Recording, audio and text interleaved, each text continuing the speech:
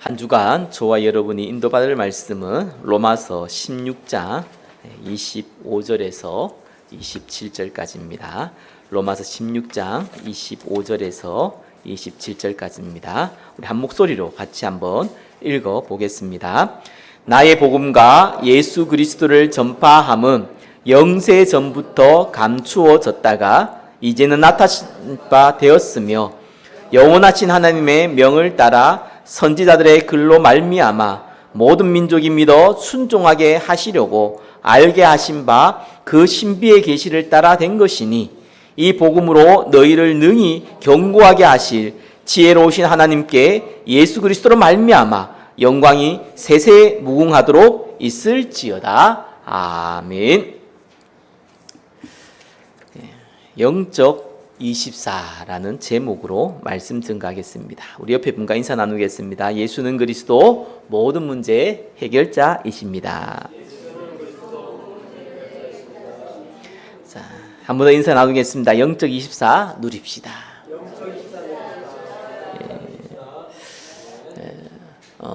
영적 24 저와 여러분이 평생 받아야 되고 지속해야 될 응답입니다.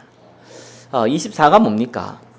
창세기 37장 6절에서 11절에 보니까 어린 요셉이 꿈을 꾸고 그 꿈을 형들에게 또 아버지에게 얘기하는 장면이 나옵니다. 형들이 묶은 곡식단이 자기가 묶은 곡식단에게 절하는 꿈을 얘기했습니다. 해와 달과 별이 자기에게 절하는 꿈을 형들에게 또 아버지에게 얘기했습니다. 이 얘기를 듣고 형들은 요셉을 더 미워했다고 나와 있습니다. 내가 나중에 니한테 절하게 되냐? 이런 기분 나쁜 얘기다. 이 말이지요. 아버지도 꾸짖었지만 아버지 야곱은 요셉의 그 말을 마음에 두었다라고 나와 있습니다. 24가 뭡니까? 마음에 담긴 거예요. 요셉이 그 꿈이 요셉의 마음에 담겼습니다. 아버지 야곱의 마음에 담겼어요. 그걸 보고 24라고 합니다. 자, 그래서 요셉이요 노예로 가고 감옥에 갔을 때 크게 흔들리지 않았어요. 순간적인 갈등은 있어도 크게 흔들릴 이유가 없었습니다.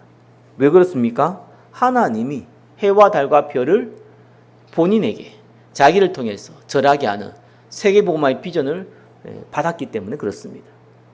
그게 마음에 담겨 있는 거예요. 지식으로 담겨 있으면 그냥 상황이 어려우면 없어질 건데 마음에 담겨 있어요. 자, 이러니까 웬만해서는 흔들리지도 않습니다. 흔들려도 금방 돌아오는 겁니다. 사무엘상 16장 1절에서 13절에 보니까 사무엘이 어린 다윗에게 기름 붓는 장면이 나옵니다. 다윗이 두 가지를 마음에 담았어요. 내가 왕이 될 것이구나.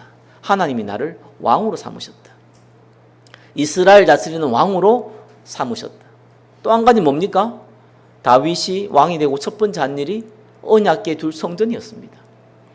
하나님이 나를 통해서 성전을 세우실 것이다. 이 두 가지가 마음에 담기게 된 것이죠. 자, 그래서 사울왕이 쫓길 때 사울왕을 죽일 수 있는 두 번의 기회가 있었음에도 불구하고 절대로 손대지 않았습니다. 왜 그렇습니까? 다윗은 본인이 왕 될 줄 알았어요. 굳이 자기가 하나님이 기름 부음 받게 해서 한 왕에게 손을 댄다? 더더욱 해서는 안 될 일이죠. 어차피 본인은 왕이 될 거니까요. 왕이 되자마자 첫 번째 하고자 한 일이 성전 짓는 일이었습니다. 마음에 담기면은요, 저와 여러분의 평생에 영향을 끼치게 됩니다. 상처가 마음에 남으면 반드시 저와 여러분은 그것 때문에 죽습니다. 그러나 하나님의 비전이 저와 여러분 마음에 담기면은 그것 때문에 저와 여러분 평생의 응답을 받게 됩니다. 그래서 내가 무엇을 하냐, 어떻게 하냐, 이게 중요한 게 아닙니다. 무엇을 내가 마음에 담고 있느냐, 그것이 가장 중요합니다. 이번 주 수요일인가 운동을 좀 하다가 허리 아래쪽이 좀 묵직한 거예요. 운동하다 삐끗했다 이런 건 아닌데 그냥 찌릿하면서 묵직해요. 약간 아프더라고요. 괜히 무리했다가 다른 일이 벌어지겠다 싶어서 그냥 계속 누워 있었어요. 수혜배가 있기 때문에 뭐 수혜배 잠깐 준비한 거 외에는 계속 누워 있었습니다. 뭐 본의 아니게 뭐 24 된 것 같은데 그 다음날 뭐 또 한의원 가서 또 침도 좀 맞고 뭐 이러다가 보니까 한 이틀 정도 되니까 뭐 아무렇지도 않아요. 괜찮아지더라고요. 그 아플 동안 잠깐 24 된 것 같아요. 근데 그걸 보고 24라 하지 않습니다. 왜 그럽니까? 마음에 담긴 건 아니거든요. 잠깐 내가 육신에 문제가 있기 때문에 그게 신경을 쓴 것이지. 내 마음에 나는 허리 아프면 이제 죽겠다 이렇게 마음에 담긴 게 아니에요. 마음에 담긴 건 24가 될 수 없습니다. 마음에 안 담긴 거는 절대로 24가 될 수 없습니다. 그때 상황에 따라서 잠깐 집중을 할 수 있어도 마음에 안 담기면은 24가 안 됩니다. 그러면은 자, 영적 24는 뭡니까? 다른 걸 마음에 담는 게 아니죠. 그리스도의 언약의 말씀을 내 마음에 담는 겁니다. 자, 이래 되면은요, 무엇을 하든지 어떤 일이 있든지 간에 내 마음에 담긴 그리스도의 언약과 연결되기 시작합니다. 그걸 보고 영적 24라고 합니다. 자, 저와 여러분 반드시 기도응답 받으셔야 됩니다. 그리스도께서 저와 여러분이 주신 가장 큰 축복이면서 동시에 전도자로서 인도받기 위한 필수 조건이 기도응답입니다. 기도응답을 어떻게 받습니까? 영적 24. 이걸 가지고 있으면은 시간표에 따라서 응답은 당연히 오게 됩니다.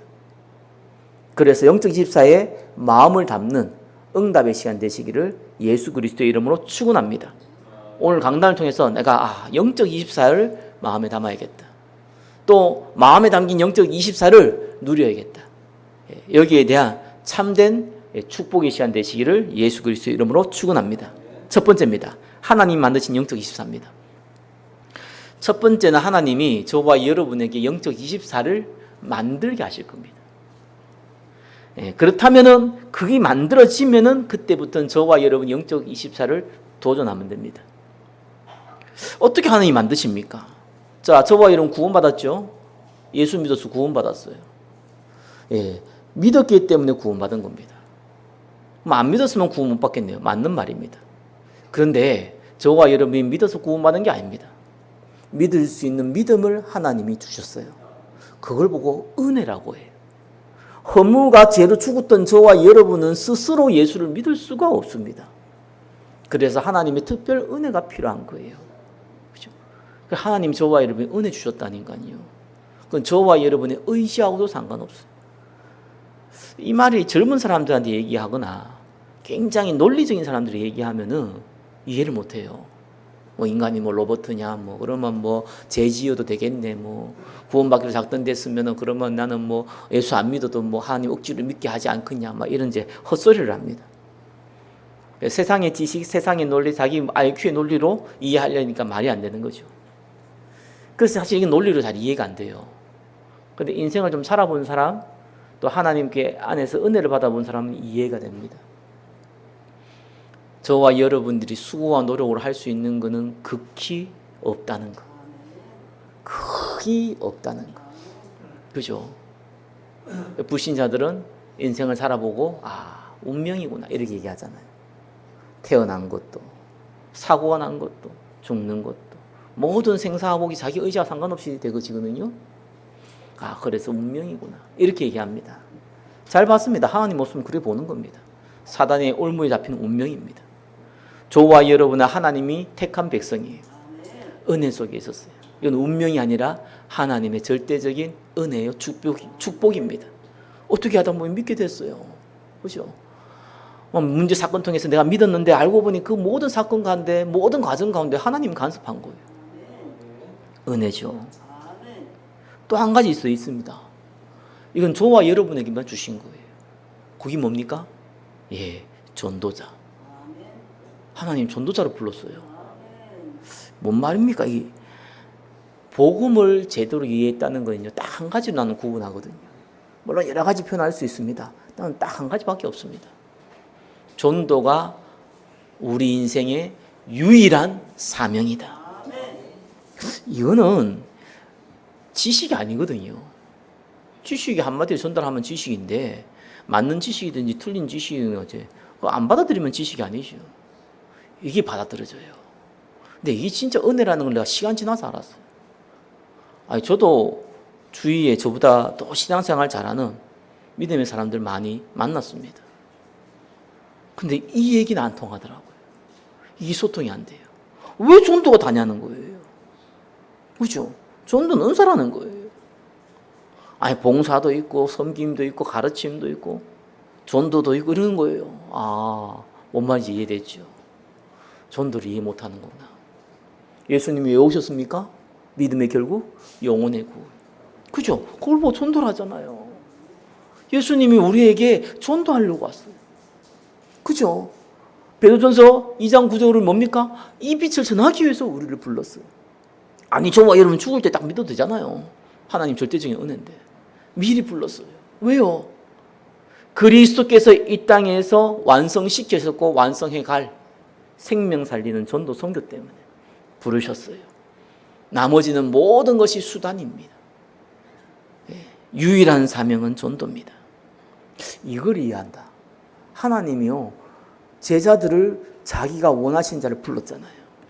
전도자를 예수님이 원하는 자를 불렀어요. 저와 여러분이 그 은혜 가운데 있음을 믿으시기를 바랍니다. 그렇죠. 이걸 보고 절대적인 은혜라 그래요. 자, 이게 이해되어진다면 하나님이요, 그 다음에 하는 작업이 있어요. 거기 뭡니까? 마음에 담아야 돼요. 내가 아는 것과 마음에 담는 것은 완전 다릅니다. 아는 것은 아는 것으로 끝납니다. 아무런 일이 안 벌어집니다. 성경을 달달 외워도요, 천하에 없는 지식을 알아도요, 아는 건 아는 것으로 끝납니다. 그 이상도 그 이하도 아닙니다. 그래서 그 아는 것이 반드시 역사로 일어날 때에는 마음에 담길 때입니다. 악한 히틀러도요, 마음에 담겼어요. 그러니까 이 악한 일을 전 세계적으로 벌입니다.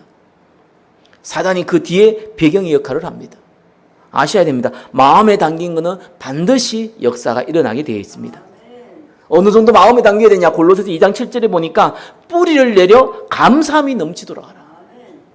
어떠한 상황, 어떠한 여건이 있어도 내 마음에 담긴 것 때문에 감사가 나올 정도로, 아무리 문제, 사건, 여건이 있어도 내 마음에 담긴 하나님의 비전 때문에 감사가 나올 정도로 마음에 담겨야 됩니다. 그러면 어떻게 담을 수 있습니까? 하나님이 하신 일이에요. 저와 여러분 뒤를 한번 돌이켜 보세요. 하나님이 어떻게 하셨는가? 말씀은요, 하나님이 이렇게 하셨다는 거 깨닫게 하시기도 합니다. 어쨌든 은혜를 주시기도 하고요. 문제도 주죠. 축복도 주죠. 사건도 벌이죠. 망하기도 하죠. 그렇죠? 심각한 영적 문제 주기도 하죠. 또 어떤 때 시간을 쭉 두고 나니까 이래서 이렇게 됐구나. 이렇게 좀 늦은 시간에 이제 뒤통수 맞은 것은 깨닫게 하기도 합니다. 뭘 딱 마음에 담기냐, 이런 과정을 통해서 세 가지입니다.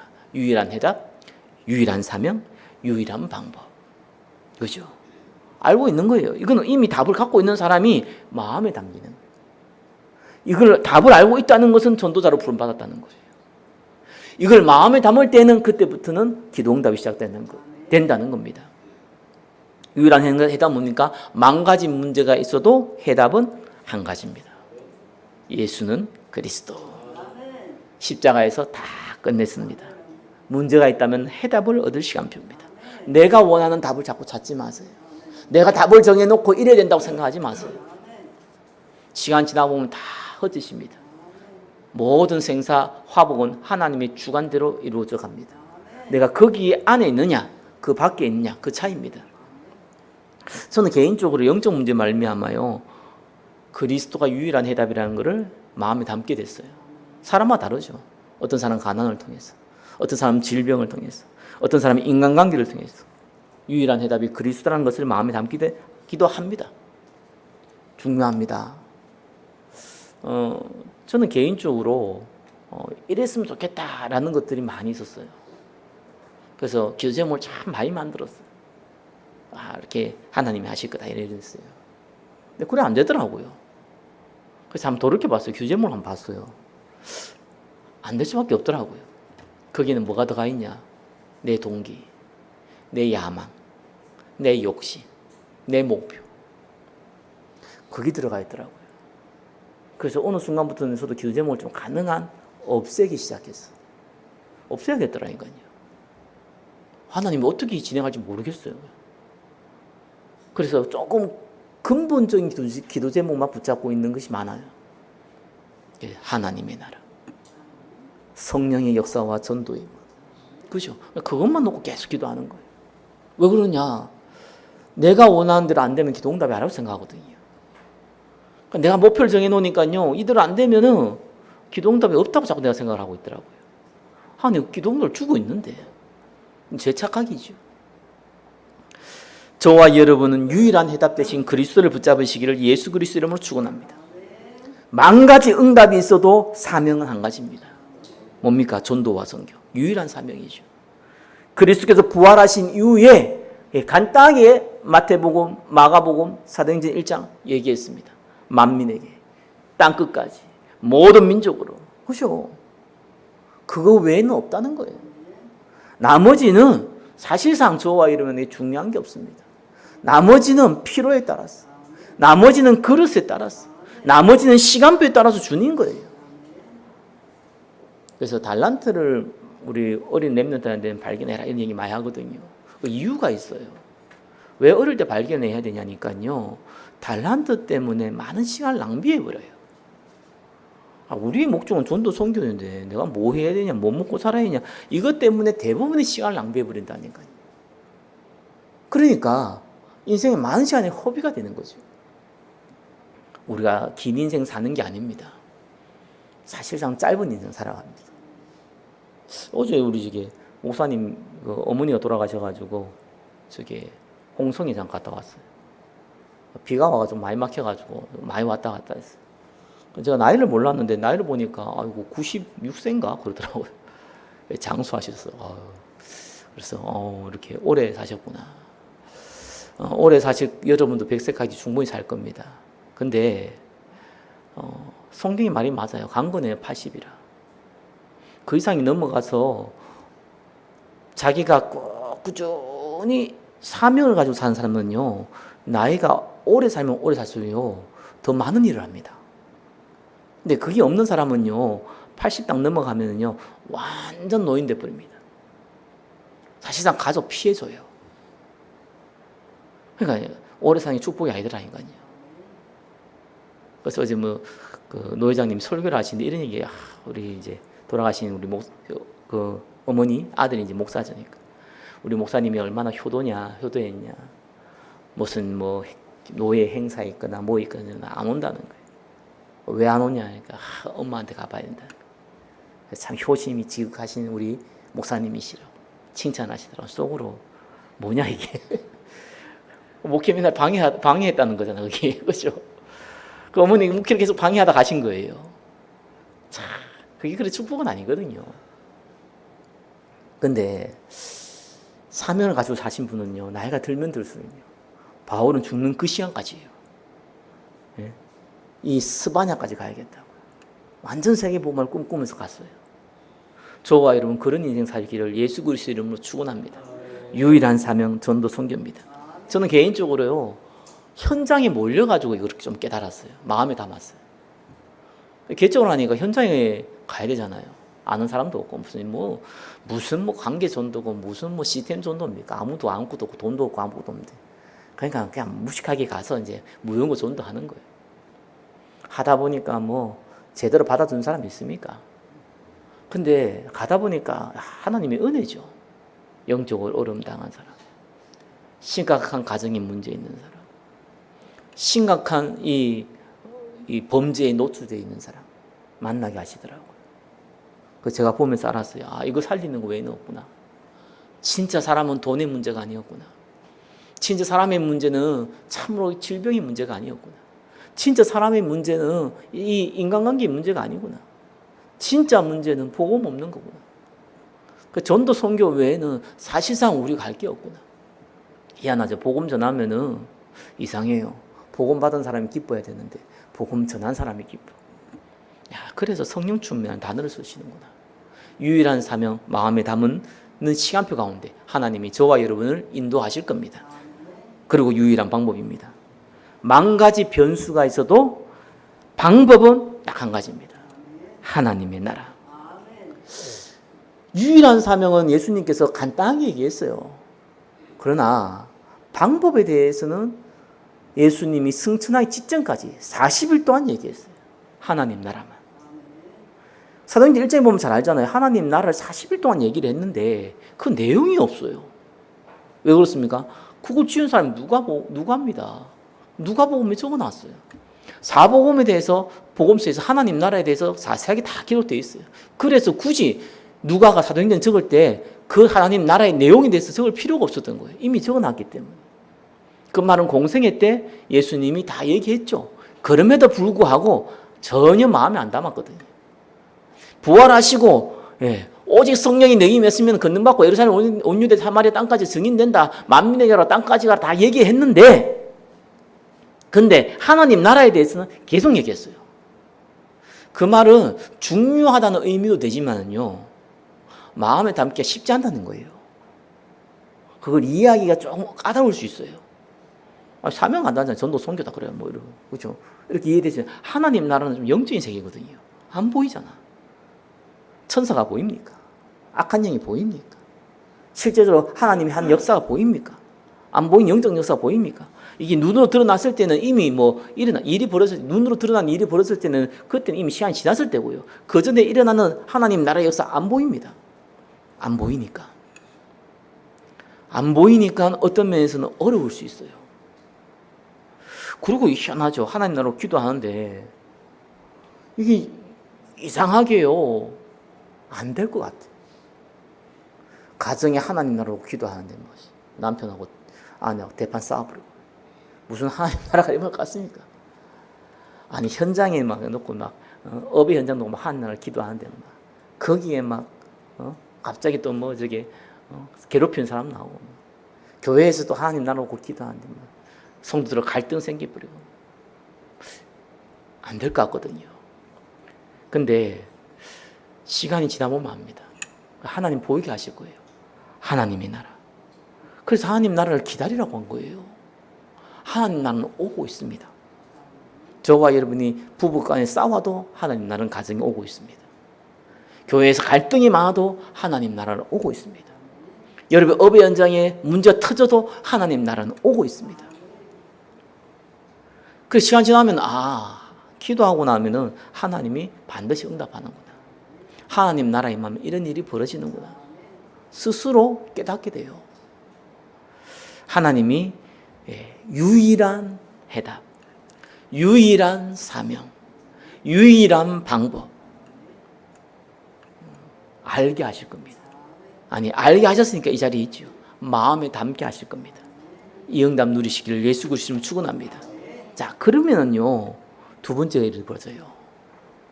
이게 마음에 담으면은 이제 또 다른 일이 벌어집니다. 이제는 문제를 통한 영적 24를 줘요. 가난하다, 질병이 있다, 인간하기 어렵다, 영적 문제 이런 얘기가 아니고요. 이미 해답 없고 마음에 담았고 이거 가지고 움직이고 있는데 또 다른 문제가 벌어져요. 그리스도께서 하느님 나라를 기다리라고 했는데 하필 그 앞에다가 예루살렘을 떠나지 말라고 한 거예요. 당시에 예수님을 십자가에 못 박은 대제사장들과 바리새인들이 지금 예수 믿는 제자를 찾아서 죽이려고 눈에 광선을 내면서 찾고 있는데 그때는 통신이나 교통이 사실상 거의 원시 수준이잖아요. 그러니까 예루살렘만 떠나면 안전해요. 실제적으로.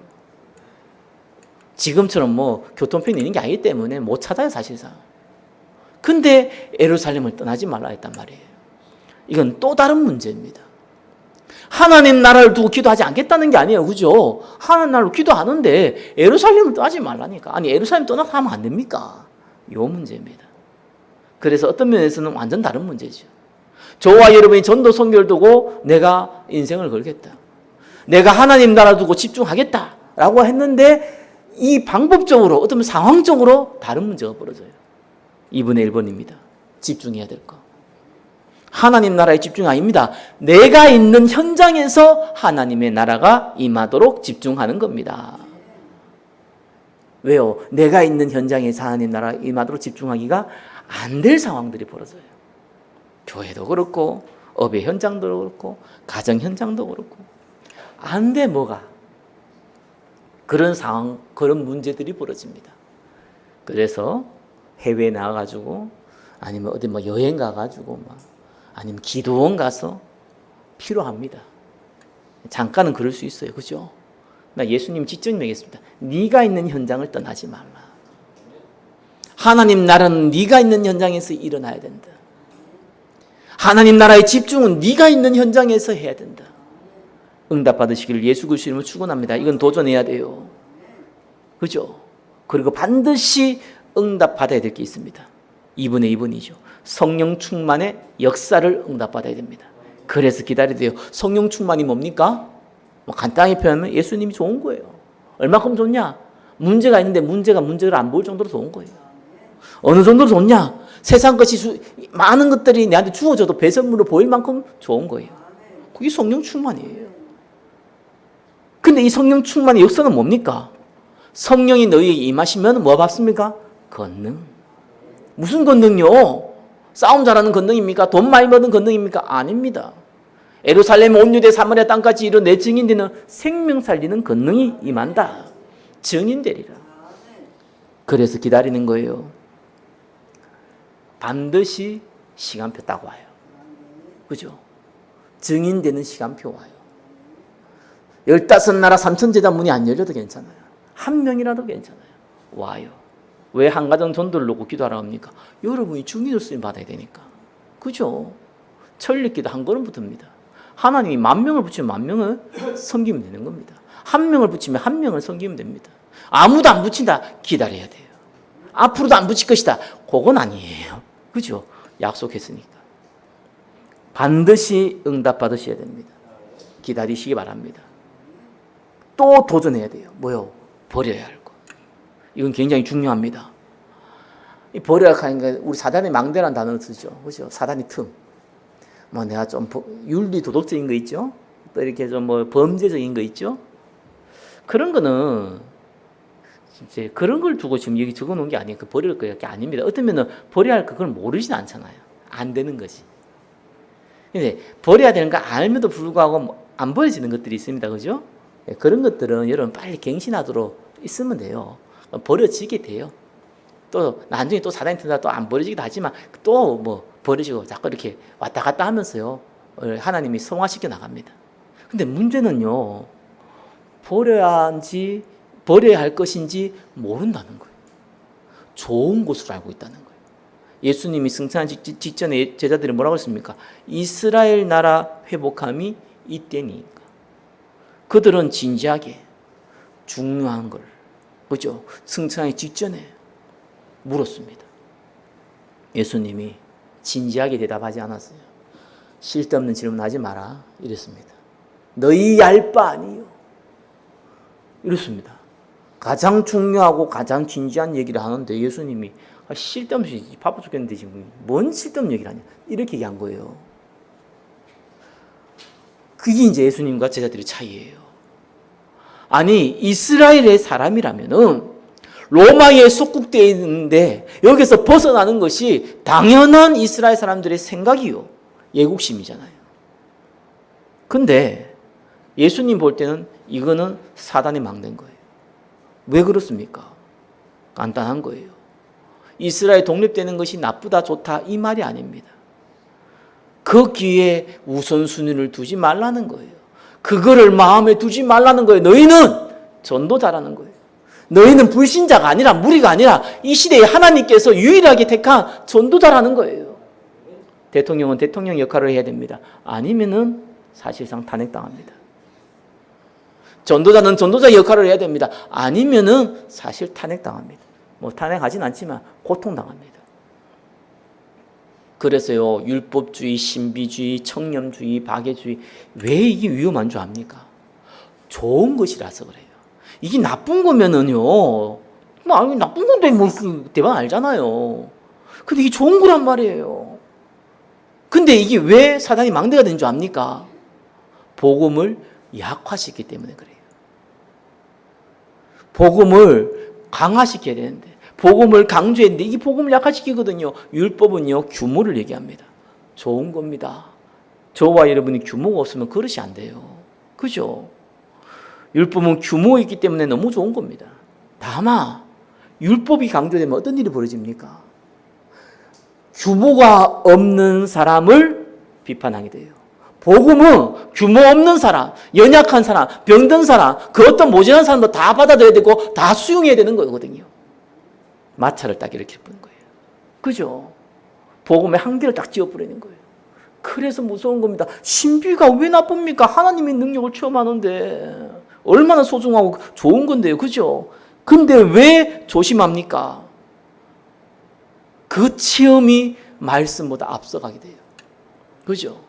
본인도 모르게 자만하게 만들어요. 본인도 모르게 교만하게 만들어요. 그 습성 때문에 복음과 마찰을 일으킵니다. 그래서 사단의 망대가 될 수 있어요. 왜 청렴이 나쁩니까? 새 속에 물들지 않게 만드는 얼마나 좋은 겁니까? 그러나 사치 쓰는 사람들은 복음 받으면 안 됩니까? 돈을 함부로 쓰거나 부자들은 복음 받으면 안 됩니까? 여기에서 마찰을 일으킨다니까요. 착각하시면 안 돼요. 좋은 것과 복음을 약화시키는 거 잘 알아야 됩니다. 아무리 좋은 거라도 복음을 약화시키면은 그거는 사단의 망대가 되는 겁니다. 박이 얼마나 좋습니까? 육신적 연약한 사람들을 돕는 건데 얼마나 좋습니까? 그러나 영적인 것을 못 보게 만들어요. 그래서 많은 선교할 이런 얘기는요. 빵이 먼저냐 복음이 먼저냐. 빵을 줘놓고 배가 부르게 만들고 복음 줘야지 않겠냐. 세상적인 논리는 맞습니다. 그죠? 그래서 러시아에 빵을 들고 갔습니다. 옛날에 러시아에 그 공산주의가 무너졌을 때 빵을 두고 한국에 수많은 선교사들이 들어갔습니다. 돈을 퍼부었어요. 수많은 사람들이 몰려왔어요. 수많은 사람들이 예수님 믿었어요. 싹 다 빵 없으니까 사라졌어요. 그죠? 그놈 빵 때문에, 먹을 것 때문에 몰렸어요. 그러나고 빵 없으니까 다 사라지죠. 아이 기독교 막아 뿌리니까 쫓겨나 뿌리니까 그러면은 러시아 사람들이 모여가지고 예배 드리면 되잖아요. 빵 없네? 선교사들이 빵 줬는데 말이야. 먹을 거 줬는데 말이야. 돈도 줬는데 말이야. 없네? 에이씨, 이건 필요 없지. 그렇지요. 복음을 전혀 몰라서 그래요. 절대로 그렇지 않습니다. 빵이 뭐냐, 복음이 뭐냐. 그런 거 지금 자체가 웃긴 거예요. 복음이 들어가면 빵이 생겨요. 그렇죠? 복음이 들어가면 복음 받은 사람은요, 하나님이 그 사람에게 성령을 역사해서 영역, 지력, 체력, 정지력, 인력 주게 돼 있어요. 그래서 복음 전하는 거예요. 그래서 저는 가능한 상가를 전도할 때 절대로 물건 안 삽니다. 입으로 안 삽니다. 왜? 그것 때문에 관계 형성하게 해서 또 복음 전 맞는 얘기입니다. 그러나 그렇게 한 가지가 않습니다. 복음 안 받을 사람하고 계속 만나서 얘기하는 것 자체가 서로가 서로에게 고통을 주는 겁니다. 아이씨, 복음 또 얘기하네. 근데 내가 싫다 그러면 또 물건 안 살 거 아니야. 밖에 나가 소문 낼 거 아니야. 아이씨, 잘해준 척 해야지. 예, 맞습니다. 예. 또 착각하네, 복음 전하는 사람은. 어이구, 말 잘 듣는다면서 막 얘기해줘. 서로가 서로의, 나중에 또 열매 없거든. 그럼 약간 삐져요, 또. 예, 어리석은 행동하지 마시기를 예수 그리스도는 축원합니다. 그래, 버려야 돼요. 복음 외에는 버려야 돼요. 바울의 고백처럼 모든 걸 배설물로 여길 수 있는 그건 도전하는 겁니다. 세 번째입니다. 하나님은 시간표 되면 응답을 주죠. 자, 응답을 주고 이제 영적 집사는 뭐 해야 됩니까? 시스템 만드는 거예요. 시스템이 중요하냐, 사람이 중요하냐, 둘 다 중요합니다. 시스템이 없는 사람은요, 지속이 안 돼요. 그죠? 사람이 없는 시스템은요, 사실상 변질돼요. 그래서 시스템이 중요하고 제자가 중요해요. 그래서 응답이 오면은 사람의 응답으로 오기 때문에 그 다음에 시스템을 만들어야 되죠. 뭡니까? 오늘 읽었죠. 영세전부터 감추어졌다가 세 가지 뜰 시스템. 반드시 하나님의 절대 계획입니다. 전도 선교가 하나님의 절대 계획이기 때문에 세 가지 뜰 시스템은 하나님의 절대 계획입니다. 이게 아니면 전도를 지속할 수도 없고 확장할 수도 없습니다. 그죠? 여기에 내 마음을 24하는 겁니다. 그 세 가지 뜰 시스템에 내가 모든 걸 할 수 없습니다. 우리가 9가지 시스템을 만들었는데 그 중에 내가 한 가지에 올인하는 겁니다. 그렇죠? 그것이 세 가지 뜰 시스템입니다. 헌신할 세 가지 뜰 시스템입니다. 이제는 나타나신 바 되었다. 하나님이 저와 여러분 통해서 해야 될 나타낸 바. 하나님이 나에게 해야 될 나타낼 바. 그 세 가지 뜰 시스템 한 가지를 붙잡는 겁니다. 그죠? 그러면 그 다음에 뭡니까? 지속해야 될 세 가지 뜰 시스템입니다. 영광이 세세 무궁하도록 있을지어다. 이때부터는 본격적으로 제자화시켜야 돼요. 그죠? 본격적으로 전도자 만들어내야 돼요. 우리 후대로 전도자 만들어내야 돼요. 그래야지만 세계복음화가 가능합니다. 그래야지만 저와 여러분의 모든 영육간의 축복들은 다 따라오게 되어 있습니다. 말씀을 맺겠습니다. 영적 24가 뭡니까? 그리스도의 언약을 마음에 담고, 그죠? 예수는 그리스도. 전도와 선교와 하나님 나라를 마음에 담고 성령 충만의 역사가 일어나도록 집중하는 겁니다. 그죠? 동시에 사단의 망대가 무너지도록 갱신하는 겁니다. 응답이 오면 세 가지 뜰에 세우고 헌신하고 지속하도록 올인하는 겁니다. 조금 메시지가 막연하게 들릴 수 있습니다. 그렇죠? 그래서 너무 어렵다 싶으면 한 가지를 딱 붙잡으세요. 딴 거 붙잡지 말고 우리가 항상 인사하잖아요. 예수는 그리스도. 모든 문제 해결자이십니다. 그때 이 고백을 언제 하느냐? 문제 일어났을 때, 갈등 생길 때, 어려움 당할 때, 그죠? 그때 고백하세요. 그러면은 이 말이 무슨 말이냐? 아니 문제가 일어났는데 무슨 내가 해결자가 그리스도냐? 말씀 들어보세요. 강단 들어보세요. 그러면은 하나님 역사 일어납니다. 이건 어떤 면에서 말로 표현하기 좀 어렵습니다. 왜 예수가 그리스도가 답이냐? 돈이 없는데 돈 생겨야지 왜 예수 그리스도 답입니까? 돈 생겨서 문제가 오는 거예요. 그죠? 그럼 돈 없어야 됩니까? 아닙니다. 얘기하잖아요. 그릇에 따라서. 그죠? 예. 하나님의 시간표에 따라서. 예. 반드시 응답은, 보이는 응답은 따라오게 되어 있습니다. 거기에 집중하지 말라는 거예요. 한 주간 영적 24 누리는 응답 되시기를 예수 그리스도 이름으로 축원합니다. 기도하겠습니다. 영세전에 감추어졌다. 이제는 나타나신 바 되고 세세 무궁하도록 응답 누리는 전도자들이 되도록 축복하여 주옵소서. 예수 그리스도 이름으로 기도드립니다. 아멘.